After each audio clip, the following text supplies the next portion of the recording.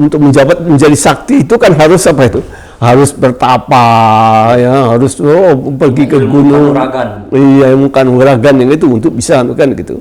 Seperti misalnya Joko Tingkir, ya, itu tadinya orang biasa. Gajah Mada juga orang biasa. Oleh karena dia tadi berguru dengan itu dapat kan merubah nasibnya menjadi lebih bagus. Assalamualaikum warahmatullahi wabarakatuh. Waalaikumsalam. Selamat datang kawan-kawan semua pada podcast Gerakan Guru Berkualitas Gerutas Indonesia. Pada podcast kita ini kita akan bicarakan berbagai hal berkaitan dengan peningkatan mutu pendidikan, tapi khusus kita fokus kepada guru. Jadi bermacam faktor yang mendukung peningkatan kualitas guru ingin kita bicarakan pada podcast Gerutas. Nanti kita akan undang berbagai narasumber ahli, narasumber yang sangat berpengalaman pada perbincangan kita di podcast Gerutas ini. Hari ini kami mengundang Bapak Profesor Dr. Haji Husni Rahib. Assalamualaikum Pak Husni. Waalaikumsalam warahmatullahi wabarakatuh. Selamat datang pada podcast Gerutas. Ya, terima kasih. Ya, kawan-kawan sekalian, para guru hebat dan semua stakeholder pendidikan di Indonesia, Pak Husni sudah kita kenal banyak. Terakhir, kalau tidak salah ingat, Pak Husni itu menjadi Direktur Jenderal Pendidikan Islam. Kalau dulu Direktur Jenderal Pembinaan Kelembagaan Agama Islam. Antara lain membina seluruh kegiatan pendidikan di Indonesia. Kita pernah tahu Pak Husni itu berduet dengan Pak Malik Pajar, umpamanya dulu, juga tokoh nasional yang sangat dikenal dalam bidang pendidikan. Pada waktu Pak Tolha Hasan sebagai Menteri Agama, Pak Husni juga duet dengan beliau untuk pendidikan agama, terutama pesantren pada waktu itu. Terakhir nggak tahu Pak Husni itu pensiun di mana? Iya, saya itu pengalamannya di samping setelah jadi birokrat di Departemen Agama, saya ditunjuk menjadi Sekretaris Badan Akreditasi Nasional di Departemen Pendidikan Nasional. Yaitu selama mungkin 6 tahun barangkali ada di sana gitu ya. Nah, selesai dari sana memang saya itu ketika ditugas ke sana itu posisi saya sudah tidak lagi pegawai di Departemen Agama Pusat, tapi sudah sebagai dosen UIN Syarif Hidayatullah Jakarta. Oh, jadi dosen. Ya, jadi dosen. Ya. Jadi kerja dosen sambil ditugaskan sebagai Sekretaris Badan Akreditasi Nasional itu. Baik. Di Universitas Islam Jakarta pegang mata kuliah apa, Pak? Saya ditugaskan itu di Fakultas Ilmu Tarbiyah dan Keguruan di sana. Ya, itu yang pertama datangnya surat itu. Tarbiyah itu pendidikan, kan, Pak? Pendidikan, ya, pendidikan. Jadi di Fakultas Pendidikannya. Di sana saya memegang mata kuliah yang utama itu adalah tentang education policy, kebijakan tentang pendidikan, ya, pendidikan. Tetapi di samping itu, saya juga dibebani tugas satu dalam manajemen pendidikan. Jadi karena ada jurusan prodi manajemen, saya lebih banyak diminta di sana gitu untuk membantu kan. Nah, kemudian juga saya diminta juga mengajar di sekolah pasca sarjana, di pasca sarjana di UIN Jakarta juga. Di pasca sarjana saya tetap memegang itu education policy dan manajemen itu yang ya. Jadi membimbing mahasiswa kalau ada menulis tentang pendidikan tapi yang berkaitan dengan kebijakan-kebijakan dalam pendidikan dan bagaimana pengelolaan pendidikan, nah saya biasanya diminta untuk membantu di situ. Ya, itu artinya latar belakang Pak Husni cukup lengkap secara birokrasi kepemerintahan lengkap, kemudian di dunia akademis juga lengkap, dan beliau Bapak terakhir menjadi guru besar di Universitas Islam Syarif Hidayatullah Jakarta untuk pendidikan juga. Pak Husni, kenapa kita masih bicara tentang pendidikan.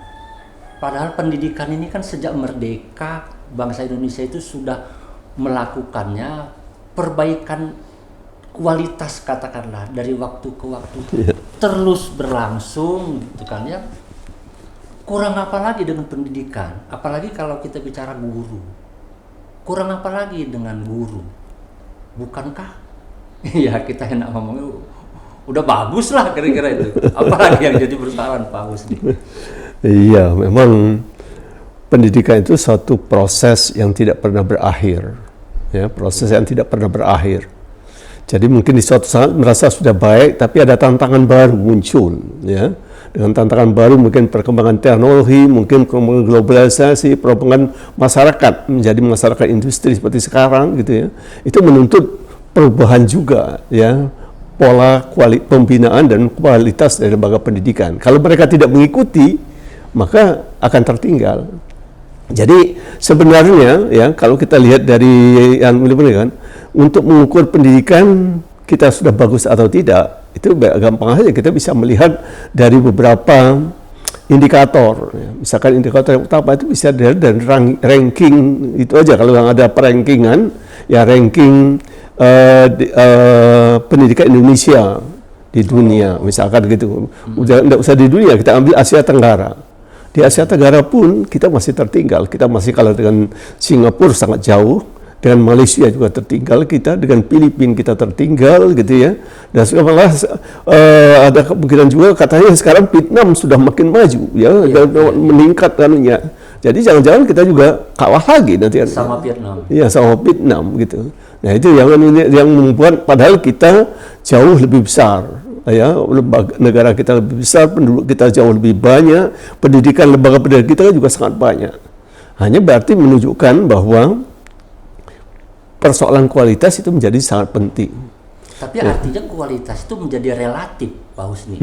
Dia tidak berhenti, terus berkembang, begitu? Ya, betul. Jadi kualitas itu tidak berhenti, selalu berkembang, beranukan gitu. Tapi ukuran kualitas itu adalah kemampuan mengikuti, ya, ketika dia kemampuan dia mengikuti perkembangan, ya, dia bisa mengatasi problem-problem yang ada di masa yang dia dihadapi. Misalkan tadi ketika dia menjadi seorang guru, ya, guru akan mendapat tantangan besar dengan sekarang teknologi, tantangan yang besar dari globalisasi, sehingga akan muncul orang-orang dari luar yang akan masuk ke Indonesia, sekolah-sekolah luar masuk ke Indonesia. Jadi kalau kita juga tidak merubah, maka ya ketinggalan. Nah, untuk gampangnya kalau kita melihat dari aspek kualitas itu, ya memang seberapa daya serap ya lulusan pendidikan kita itu. Kalau makin banyak pengangguran, makin banyak kegiatan-kegiatan anak-anak muda yang usia sekolah itu tidak mendapat pekerjaan atau sulit hidupnya, itu menunjukkan proses pendidikan yang rendah itu ya, pendidikan rendah. Karena kalau mereka mendapat pendidikan, mungkin dia bisa meningkatkan kualitas hidupnya. Karena salah satu dari fungsi pendidikan itu adalah meningkatkan martabat dari seseorang. Iya. Seorang yang berpendidikan, dia akan mendapat peluang bermartabat lebih tinggi. Dan kalau kita lihat dari sejarah zaman dulu, orang bermartabat itu kan dianggap mobilitas vertikal.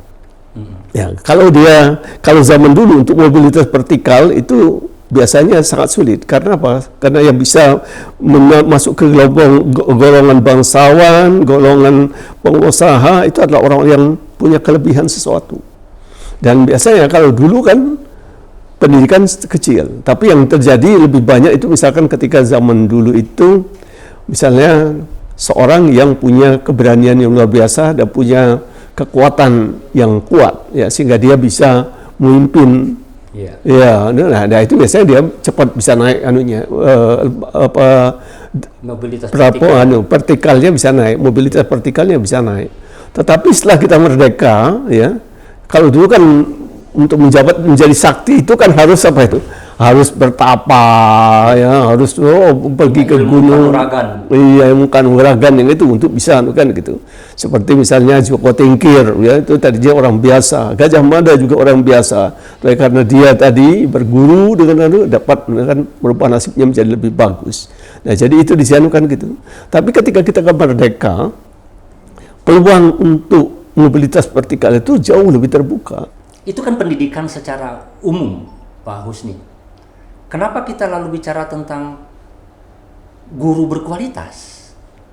Tadi kan Joko Tingkir bisa punya kelebihan, strata sosialnya tinggi, karena dia punya ilmu kanuragan, atau dia menjadi preman, umpamanya jagoan, gitu kan ya.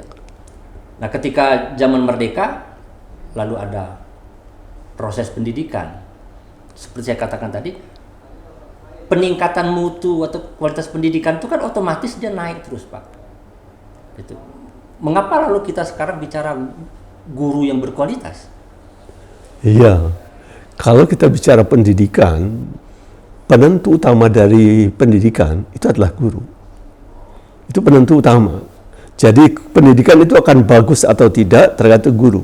Ada hasil kajian dari UNDP, ya, dari UNESCO, mengatakan bahwa kualitas lembaga pendidikan itu ditentukan yang pertama itu adalah guru. 48% peran guru ini menentukan kualitas lembaga pendidikan. Kemudian yang kedua oleh manajemen. Manajemen itu punya peran 30%. Jadi kalau manajemennya bagus, mengelola sekolah, mengelola guru, mengelola siswa, itu punya peran 30% membuat kualitas. Nah, sedangkan sarana dan prasarana itu hanya 22%. Perannya itu. Jadi kalau orang membuat sekolah ingin berkualitas, jangan mementingkan sarana. Tapi pentingkanlah yang pertama kali itu gurunya dulu. Nah, kalau gurunya baik, kita kenal dengan zaman dahulu, ya, zaman-zaman kita awal-awal kemerdekaan, guru-guru kita kan hebat-hebat. Ya, sekolah-sekolah yang muncul itu gurunya hebat-hebat. Meskipun sarana sekolahnya masih sangat minimal. Iya, sangat minimal. Misalkan mereka tidak punya gedung besar, tidak punya whiteboard, masih blackboard gitu ya. Itu jadi gitu. Nah, itu yang satu kesalahan. Jadi kita lihat bahwa sekolah mengutamakan fasilitas. Akhirnya juga membuat tadi ya fasilitas bagus, tapi gurunya. Nah, itu punya penentu utama. Bahkan gurunya tidak bisa menggunakan fasilitas untuk meningkatkan proses pendidikannya. Betul. Bukan karena gurunya tidak. Iya. Iya. Tapi sekarang di Indonesia kan sudah maju, Pak. Semua sektor kan sudah terangkatkan, baik secara kuantitas maupun kualitas, katakanlah begitu. Artinya kan proses pendidikan itu sudah tinggal menggelinding aja sebetulnya, Pak. Kecuali kalau mau menjawab tantangan perkembangan teknologi yang sudah semakin pesat barangkali itu, jadi kita perlu percepatan. Andaikan guru itu atau pendidikan itu dibiarkan begitu saja, bukankah kualitas pendidikan akan tetap naik? Sulit, ya karena kita lihat perkembangannya tadi, seperti saya katakan tadi ya, kalau misalnya gurunya ya mengajar sembarangan, ya atau dia ngajar hanya sekedar melaksanakan tugas, ya dia ngajar melaksanakan tugas, ya jam sekian harus datang, ketemu, selesai, ya itu yang didapat murid apa? Membuat tadi peran guru yang 48% itu memang guru harusnya guru yang memang semata-mata ingin menjadi guru. Memang itu yang dianggap guru yang panggilan hati, guru yang ingin ya membesarkan, meningkatkan martabat dari anak didiknya. Niatnya seperti itu. Nah, ada yang menarik ini Pak Tarmizi, yang menarik itu dari beberapa pelatihan yang pernah kita lakukan, kita mengadakan assessment awal terhadap guru yang mau dilatih. Untuk mengetahui motivasi mereka jadi guru apa. Nah, itu yang ini. Nah, dari data beberapa kali pelatihan yang kita lakukan, kita menemukan suatu hal yang menarik. 58% guru itu memang sengaja niatnya memang jadi guru.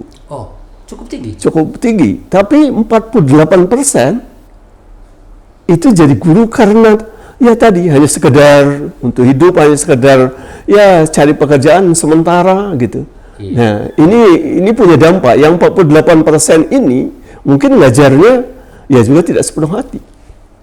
Membikin abnormalitas sebetulnya di dalam kehidupan pendidikan sehari-hari, karena juga besar itu 40 sekian persen Iya. besar itu dia akan, apalagi kalau dia dominan secara individu, mempengaruhi Iya, sangat mempengaruhi. lingkungannya. Itu contohnya kita bisa lihat gini, kalau suatu sekolah mengadakan rapat bagaimana kita meningkatkan kualitas sekolah kita ini, akan kelihatan tadi dua grup ini. Iya, akan kelihatan. Grup yang 48% akan selalu menuntut fasilitas dulu. Iya. Kita belum punya ini, kita belum semua kekurangan-kekurangan yang memang ada, kekurangan dari aspek seperti itu. Tapi itu yang diutamakan, dibicarakan. Jadi dia tidak menilai bahwa dirinya sebagai kekuatan utama. Ya, itu anunya di situ itu anunya. Sedangkan yang 58% ini dia kekuatan utama di diri. Katakanlah manakala fasilitas penunjang itu tidak ada, toh pendidikan itu akan tetap berjalan. Betul. Karena ada dia. Di dirinya. Figur guru.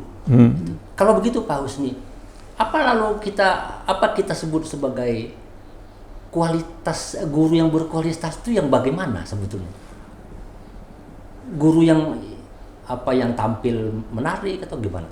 Ya, guru kalau dari kita lihat ya, guru berkualitas itu kan itu tidak ditentukan oleh dari atas. Jadi bukan orang menentukan, misalkan pemerintah buat kamu guru-guru kualitas, kasih sertifikat.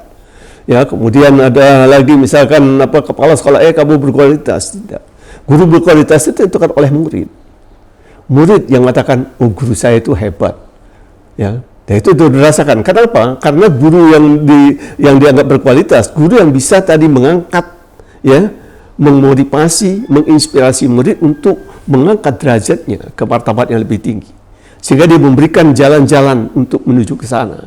Jadi kalau materi yang tadi memang nanti akan diperlukan oleh murid-muridnya untuk ke sana, sampai mereka itu melihat muridnya ngerti atau tidak, gitu. Nah itu jadi guru berkualitas itu adalah guru yang ditentukan oleh muridnya. Jadi saya pernah meminta mahasiswa saya untuk membuat angket ke sekolah menengah, suatu sekolah menengah, coba buat angket. Minta mereka membuat guru siapa yang di sekolah ini yang paling disenangi dan kenapa dia disenangi. Ya, apa yang terjadi?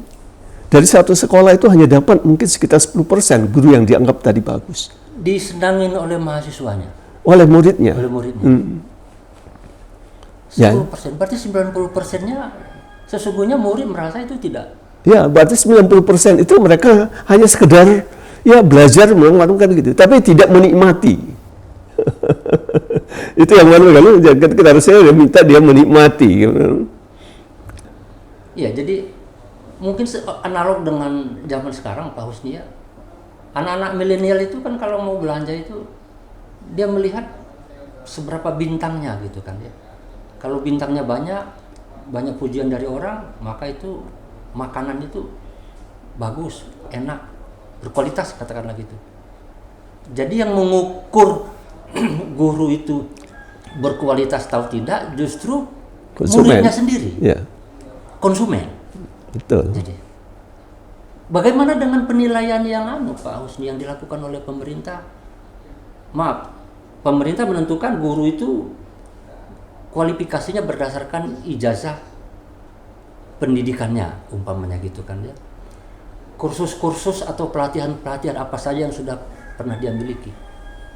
Nah, akumulasi dari itu semua itu kan bisa dinyatakan sebagai berkualitas kira-kira. Secara administratif betul, ya. Tapi secara realitas tidak dijamin. Dia punya sertifikat banyak, punya ijazah tinggi, tidak dijamin dia berkualitas. Karena arti kata tadi guru yang tadi bisa meningkatkan martabat dari murid dan membuat muridnya tadi ya bergairah untuk belajar terus itu. Itu tidak dijamin oleh sertifikat-sertifikat dan ijazah tadi. Nah, disitulah peran guru tadi. Peran guru tadi membuat itu. Jadi seorang yang guru, kita ingat zaman saya sekolah, mungkin zaman Pak Tarmizi, itu guru-guru kita itu hanya lulusan dari sekolah menengah. Ada SKHA, ya ada PGA gitu ya. Tapi kok hebat-hebat. Dia dengan kita itu begitu dekatnya gitu ya, sehingga kita kalau satu saat ada pelajaran yang terasa sulit, ya kita tanya gimana Pak Arni, maka dengan senang hati dia kembali lagi gitu. Nah tapi kalau guru yang tadi yang saya bilang 48%, ketika berinya kesulitan dia tanya gitu, coba kamu belajar sama teman kamu, atau coba lihat di sana gitu. Baik, saya kira kawan-kawan sekalian, banyak sekali inspirasi yang bisa kita serap dari pembincangan dengan Bapak Profesor Husni Rahim pada kali ini. Mudah-mudahan Pak Husni kita tambah lagi lain kesempatan ngobrol tentang guru berkualitas ini, dan mudah-mudahan juga bisa disampaikan kepada seluruh kawan di seluruh Indonesia. Menjadi guru adalah pilihan yang terbaik yang sudah diberikan oleh Allah Subhanahu wa Ta'ala. Why not the best? Terima kasih. Wassalamualaikum warahmatullahi wabarakatuh.